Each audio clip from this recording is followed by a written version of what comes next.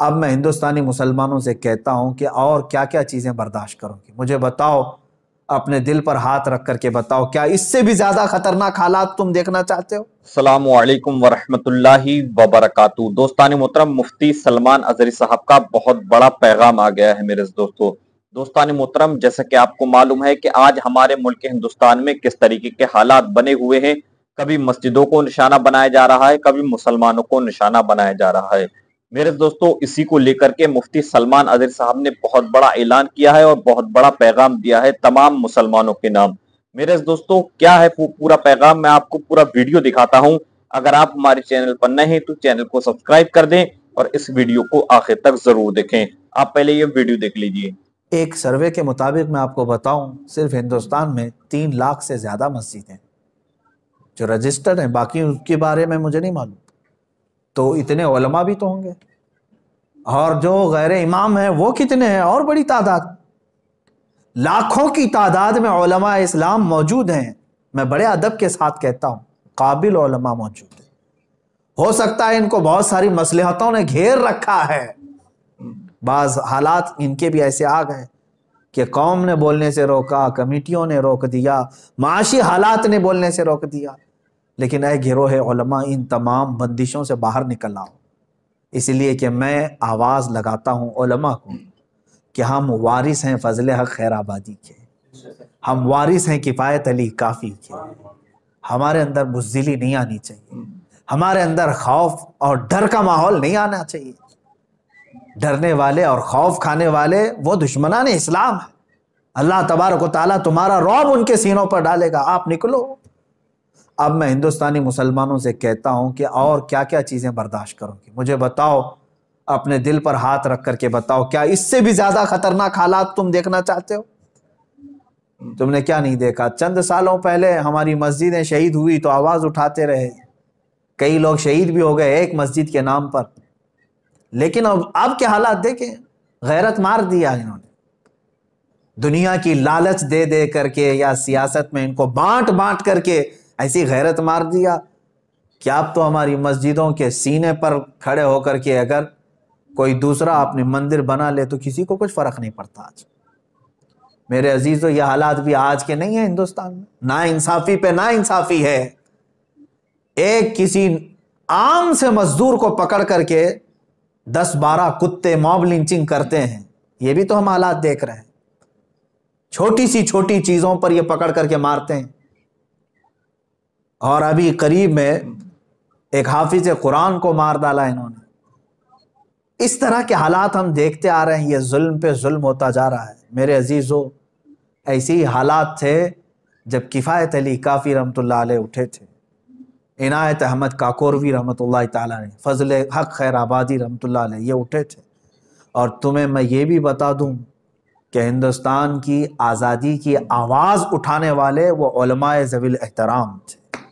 ان کی زبانوں میں اللہ تبارک و تعالیٰ نے وہ طاقت عطا کی ہے کہ یہ انقلاب لا سکتے ہیں، انقلاب لا سکتے ہیں، لیکن اس کے لیے شرط 2 ہی چیزیں ہیں، 2 ہی چیزیں۔ آج لوگ جو شکایت کر رہے ہیں، بہت سارے لوگ یہ کہتے ہیں، کس بیس پر آپ بول رہے ہیں؟ آپ کے آگے پیچھے کیا ہے؟ کون کھڑا ہے؟ ہم سے یہ سوال کرتے۔ ایمان والے اس طرح کا سوال کریں گے؟ اور اس طرح کی باتیں کہنا کہ آج دیکھیں دشمن پورے اکٹھا ہو رہے ہیں، تنظیمیں بنا رہے ہیں، مارچ پہ مارچ کر رہے ہیں، حکومتیں ان کے پاس ہیں، سیاست کے پورے اثر و رسوخ لے کر بیٹھے ہیں، ڈپارٹمنٹ لے کر کے بیٹھے ہیں، کورٹ لے کر کے بیٹھے، پتہ نہیں تمہیں کون ان تمام باتوں سے بزدل بنایا۔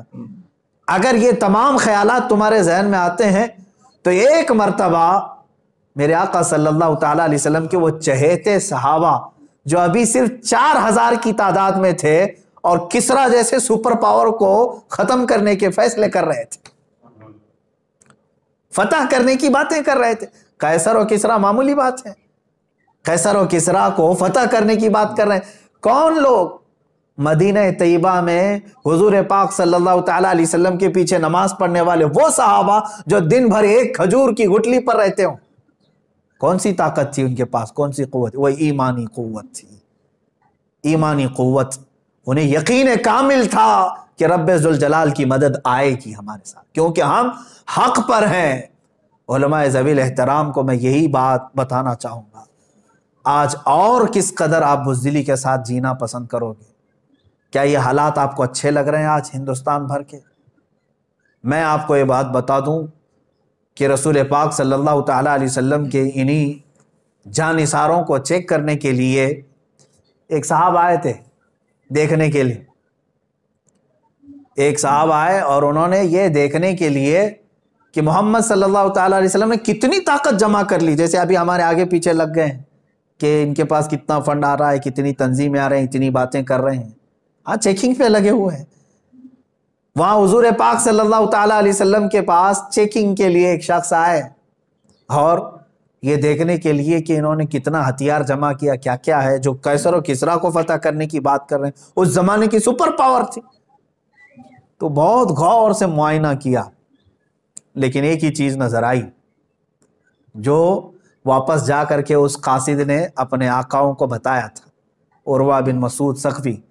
کیا چیز دیکھا جانتے ہیں؟ اذان ہو رہی ہے، رسول پاک صلی اللہ تعالیٰ علیہ وسلم وضو کے لیے بیٹھے ہیں، صحابہ ارد گرد پورے کھڑے ہو گئے، حضور پاک صلی اللہ تعالیٰ علیہ وسلم وضو کے لیے پانی لیتے ہیں ہاتھ میں، کلی فرماتے ہیں، جیسے کلی فرماتے ہیں آپ کی کلی کا ایک قطرہ بھی زمین پہ نہیں گرتا، صحابہ اپنے دامن پھنسا لیتے ہیں، کسی کے ہاتھ میں کسی کے دامن میں، اور حضور پاک صلی اللہ تعالیٰ علیہ وسلم کا پورا وضو ہو جاتا ہے، ایک قطرہ بھی زمین پر نہیں، وہ سارے صحابہ لے لیتے، اپنے چہروں سے مل لیتے تھے، اپنے جسم پہ مل لیتے تھے۔ عروہ بن مسعود ثقفی وہ واپس جا کر کے اپنے آقاؤں کو خبر کرتا ہے، کہتا ہے یقیناً محمد صلی اللہ تعالیٰ علیہ وسلم نے بہت بڑی فوج تو نہیں جمع کی، لیکن ایسے دیوانے بنائے ہیں کہ یہ ادب تو میں نے قیصر و کسریٰ کے دربار میں بھی نہیں دیکھا جو محمد کے دیوانوں میں دیکھا ہے۔ وہ ان کے وضو کے قطروں کو زمین پہ گرنے نہیں دینا چاہتے، کہاں ان کے خون کے قطرہ گرنے دیں گے؟ ان کے اندر وہ جانثاری ہے۔ میرے عزیزو، یہی ایک چیز دیکھ کر کے ساری دھرتی ہل گئی تھی کہ رسول پاک صلی اللہ تعالیٰ علیہ وسلم کے دیوانے ایسے ہیں کہ ان کا ہی تو یہ نعرہ تھا کہ مرد حق باطل کے آگے مات کھا سکتا نہیں، سر کٹا سکتا ہے لیکن سر جھکا سکتا ہے۔ وہ نکلتے تھے۔ عزیزان گرامی وقار، ان کے پاس جو طاقت و قوت تھی، وہ چیز میں آپ کو بتانا چاہتا ہوں۔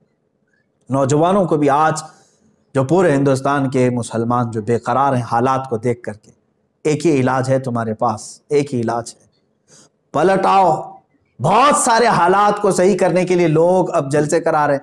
ہمارے ہاں نشے کے حالات، نشے میں بہت سارے لوگ ایڈکٹ ہیں، جوئے میں ہیں، شراب میں ہیں، 2 نمبر کے کاموں میں، فلاں ہیں، بہت سارے معاملات۔ کن کن معاملات کو صحیح کرتے ہوئے ہم اپنی زندگی گزاریں، سمجھ میں نہیں آتا۔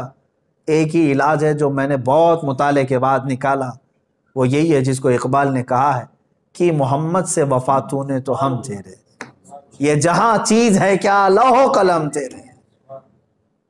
بالکل حق فرمایا انہوں نے کہ تو ایک بار رسول پاک صلی اللہ تعالیٰ علیہ وسلم کے ساتھ وفا کرنا سیکھ لے، رب تبارک و تعالیٰ یوں ہی صدقے میں ساری چیزیں تجھے عطا کرے گا۔ اخلاق کی درستگی بھی تمہارے پاس آئے گی۔ عشق رسالت محمد صلی اللہ علیہ وسلم یہ ایک ایسی دولت ہے، حضور کی محبت ایک ایسی دولت ہے جو تمہیں ہر گناہ سے بھی دور کر سکتی ہے۔ جھوٹ بولتے ہیں جو گناہ نہیں چھوڑتے اور پھر حضور کی محبت کی بات کرتے ہیں، جھوٹ بولتے ہیں، ورنہ حضور کا سچا عشق جب دل میں آتا ہے نا، کیا ہوتا ہے جانتے ہیں؟ حضرت انس فرماتے ہیں صحابہ تو سچا عشق کرتے تھے حضور سے، ابھی شراب حرام نہیں ہوئی تھی مدینہ طیبہ میں۔ حضرت انس رضی اللہ تعالیٰ عنہ فرماتے ہیں ایک جگہ کعبہ خانے میں شراب کے مٹکے پیالے میں بھر بھر کر کے لوگوں کو سرو کرتا تھا، دیتا تھا۔ شام کا وقت تھا، شراب کے پیالے میں پیش کر رہا تھا لوگوں۔ اچانک مدینے میں اعلان ہونے لگا، ایک اعلان کرنے والے منادی نے کہا اللہ کے نبی صلی اللہ تعالیٰ علیہ وسلم پر قرآن کی آیت نازل ہوئی کہ آج سے شراب حرام ہے۔ یہ اعلان ہو رہا تھا گلیوں میں۔ حضرت انس فرماتے ہیں جس کے ہاتھ میں جہاں پیالہ تھا وہیں سے چھوڑ دیا، کسی کے ہونٹوں تک گیا تھا تو وہیں سے چھوڑ دیا۔ یہ نہیں سوچا کہ جا کر کے حضور سے سن لے پہلے بات صحیح ہے کہ نہیں صحیح ہے۔ یہ اس کو کہتے ہیں عشق رسالت۔ معاذ صلی اللہ علیہ وسلم جب دل میں آتا ہے تو پھر آدمی حضور کی بات کا خیال کرتا ہے، نہ کہ اپنی پرانی لت کا خیال کرتا ہے۔ اپنی پرانی لتیں چھوٹ جاتی ہیں اگر سچی محبت آئے۔ ایک ہی علاج ہے میرے عزیزوں گناہوں کو چھوڑنے کا بھی، کہ محمد سے وفا تم۔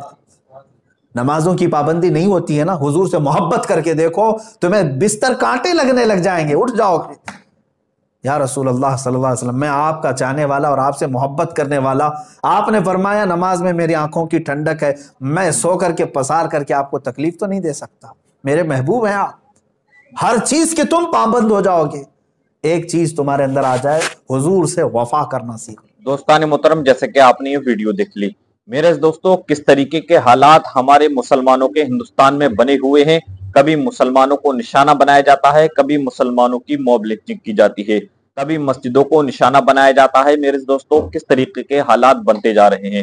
تو مفتی سلمان ازہری صاحب نے یہاں پر بہت بڑا پیغام دیا ہے مسلمانوں کو، نوجوانوں کو، کہ وہ لوگ آواز اٹھائیں، اور جو تمام مسجدوں کے علماء حضرات ہیں وہ بھی اس پر آواز اٹھائیں۔ میرے دوستو آپ نے یہ پورا ویڈیو دیکھ لیا، امید ہے کہ آپ یہ پورا ویڈیو دیکھ کر سمجھ گئے ہوں گے۔ ملتے ہیں انشاءاللہ آنے والے اپڈیٹ کے ساتھ۔ السلام علیکم ورحمۃ اللہ وبرکاتہ۔